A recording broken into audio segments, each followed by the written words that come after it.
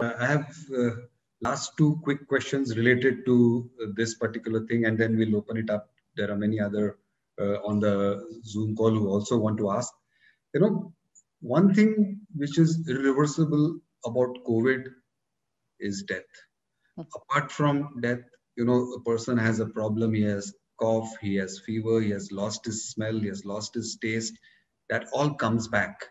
He can get into good health and he's back to normal. But when a person dies, he goes. But that leaves a big scar, a big crack, which is something difficult.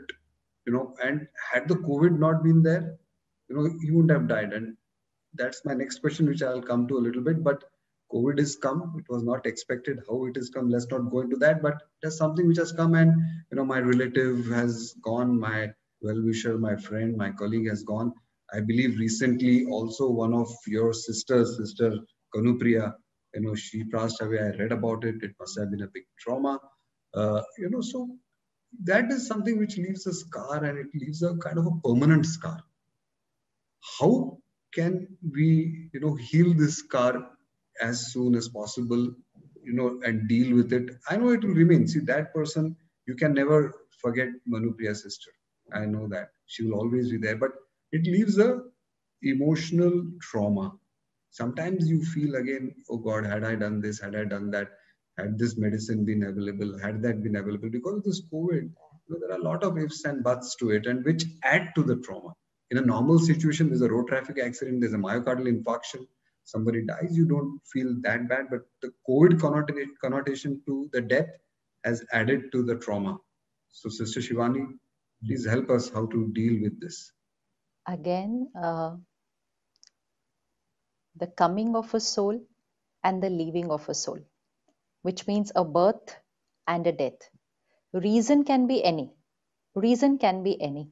You said accident, it doesn't affect us so much. That's because that happens once in a while, no? You see, this COVID is just coming every day. Every day something is happening. And we were not prepared and young. And we thought they're just going into the ICU, they will come back. And then this is what happens. So the mind is facing a situation which is new. What happens normally, the mind has got prepared with that situation. But now what is happening? The mind is not prepared for that.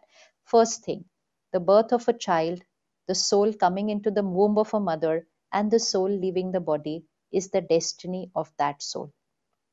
Again, karma and destiny, these spiritual principles will have to be held on to right now. It's very, very important. Science will not be able to give us all these answers now. So spirituality will have to be held on to. Religion has taught us the law of karma.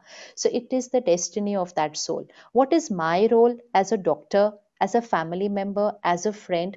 To be a part of that destiny of that person and help in every possible way.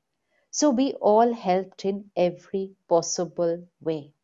I was a part of Kanupriya's thing happening in every possible way, with every possible way. So we've all helped, we've all tried. But if it is the time for the soul to leave, everyone coming together is also not able to stop that from happening. The reason could be COVID, the reason could be something else, but it's time for the soul to leave. Now, till the soul is in the body, we try everything, okay, everything. But the moment the soul leaves, now we have to focus here. What are the thoughts that I want to send this soul with? It's our responsibility. The soul is leaving right now in a lot of pain. Right. We all pray for souls, no, when they leave, and we say, pray for them to be peaceful. Where is peace right now? There's no peace at all. So how are these souls going to leave with not even having family around them, with not even having the normal funeral that a soul gets before the body gets?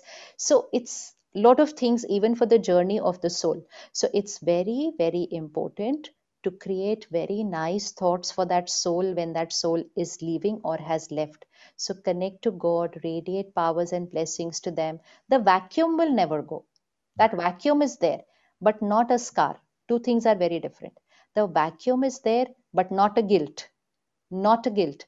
Please do not ever create a thought for anybody. I wish I could have done more for you. This thought will reach them. I was not there with you. I couldn't come into this ICU. This thought will reach them. The soul will enter the womb of the mother. A baby is getting created. A new child and a new destiny is getting created, and this program when will get recorded there.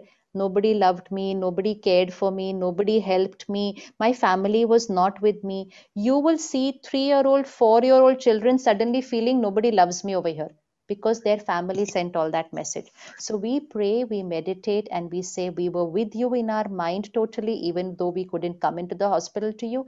We did our best, and now we radiate only love and blessings to you for a beautiful, healthy body and for a beautiful destiny. Thank you. Thank you. It's very important to send that. It's going to change destiny of that child there. This is something which nobody else is going to look at, because for us the death means now end. Now there's nothing to think further. But actually it's the beginning, a new journey. I The think new journey has to begin with the right energy.